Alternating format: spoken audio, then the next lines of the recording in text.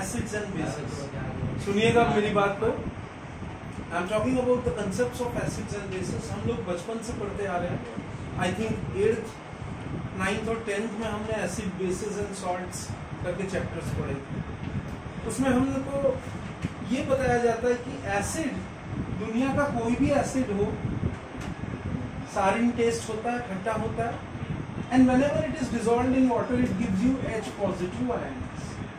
पढ़े थे 9th में, 10th में पढ़े थे? Yes sir। Clear है ना? We all know what is a base।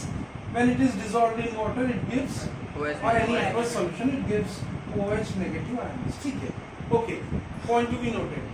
But हमारे पास में अलग अलग डेफिनेशंस हैं, टाइम टू टाइम अलग अलग तरीके से हमारे पास में डेफिनेशंस आई हैं और हम उसी को देखेंगे। Let us first see the classical concept of acids, then we will go into the modern concept of acid। याद रखना, as I am teaching you this chapter ionic equilibrium, ये चैप्टर अगर आपने अपने 9th-10th में अपना बेसिक नहीं बनाया, किसी कारणवश आपने केमिस्ट्री नहीं पढ़ी है या उस लेवल पे नहीं पढ़ी है जैसा आपके माइंड में होना चाहिए, ये चैप्टर एक लास्ट स्टेशन है, लास्ट स्टेज है जिसमें आप अपने बेसिक को बहुत अच्छे लेवल पे ले जा सकते हैं।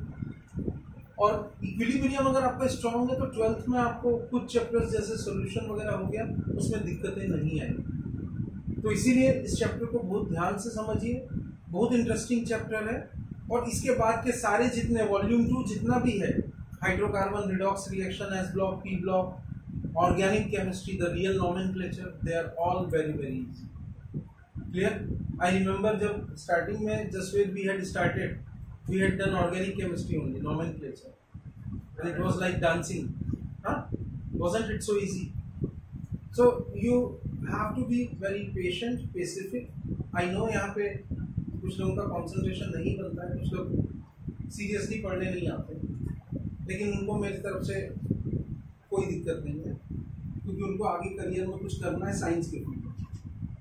क्योंकि 11th क्लास के आते आते 11th क्लास के नवंबर दिसंबर तक, ये मेरा अनुभव बोलता है 30 साल का और गलत नहीं बोलता है, मैक्सिमम लोगों को समझ में आ जाता है कि यार हमने साइंस लेके तो बेवकूफी, इसी जगह कॉमर्स या कुछ और ले लेते तो ज़्यादा आगे जा सकते। यहाँ भी कुछ एक दो लोग अभी बैठे हैं, ठीक है, but doesn't matter. So let us come to the most important point and that is known as classical concept of acids and basis.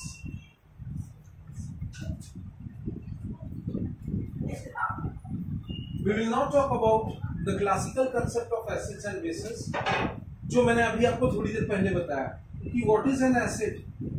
An acid is a substance which when dissolved in water or aqueous solution, जैसा मैंने आपको बताया, उसमें कुछ characteristics आ जाती हैं। पहली क्या? Acid conducts electricity। क्लियर? कैसे एसिड इलेक्ट्रिसिटी कंडक्ट करता है? जैसा मैंने आपको पहले भी बताया था, if you take a beaker and you add 2 electrodes in it, और इसमें अगर आप मान लीजिए नींबू पानी डाल दें सपोज, क्लियर, और आप इसको एक बल्ब से कनेक्ट कर दें और एक बैटरी से कनेक्ट कर दें, तो you will find this bulb glows for a very small period of time, this bulb glows. Clear? लेकिन अगर आप इसी की जगह मान लीजिए सपोज आपने साइट्रिक एसिड लिया या एसिटिक एसिड लिया, तो this bulb will glow certainly. लेकिन अगर आपने इसकी जगह यूरिया ले लिया, क्लियर, तो this bulb will not glow, this bulb will not glow. Why? Because that doesn't conduct electricity, it doesn't releases H positive ions। Simple technique। Second thing is, जैसा मैंने आपको बताया था कि कोई भी दुनिया का acid when it reacts with metals it releases hydrogen gas। कोई भी आप एसिड ले लो और उसको आप मान लीजिए आपने suppose for example you have taken sulfuric acid H2SO4 and you make it react with zinc, so what will happen? It will become ZnSO4 and hydrogen gas is evolved। And what is the test of hydrogen gas? आप जलती हुई तीली या माचिस की तीली test tube के ऊपर लाएंगे तो it will create a pop sound, and it will extinguish it. This proves that whenever the active metals or even any kind of metals, whenever metals are reacted with an acid, it always releases hydrogen gas. What it releases? Hydrogen gas. That's the second point. The third important point is, undoubtedly when we use the indicators, acids, they have a tendency that they turn red litmus blue. What do the acid they turn? They turn red litmus paper into blue. This also proves that it is an acid. Clear? And you will find कि acid has a sour taste. दुनिया का कोई भी acid आपको खट्टा ही मिलेगा. Acid has a sour taste. And along with that, you all know the neutralization reaction, the process. Whenever an acid and a base react with each other, it forms what? Salt and water. This type of reaction is known as neutralization. So for any neutralization reaction, what you require is, you require an acid.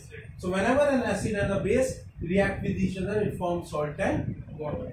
That's the example of neutralization reaction. Talking about a base, this was all about acid. Now we will talk about a base. Let us talk about a base, that what exactly is a base. तो थोड़ा सा उसको भी समझने की एक छोटी सी कोशिश करते हैं. Let us see what is a base. As I told you, base is a substance. A base is bitter in taste. कड़वा होता है. Clear? Like caustic soda, NaOH. What it is? It is bitter in taste. थोड़ा सा कड़वा होता है, सबसे पहली चीज. And base conducts electricity. Base भी क्या करता है? इलेक्ट्रिसिटी को कंडक्ट करता है.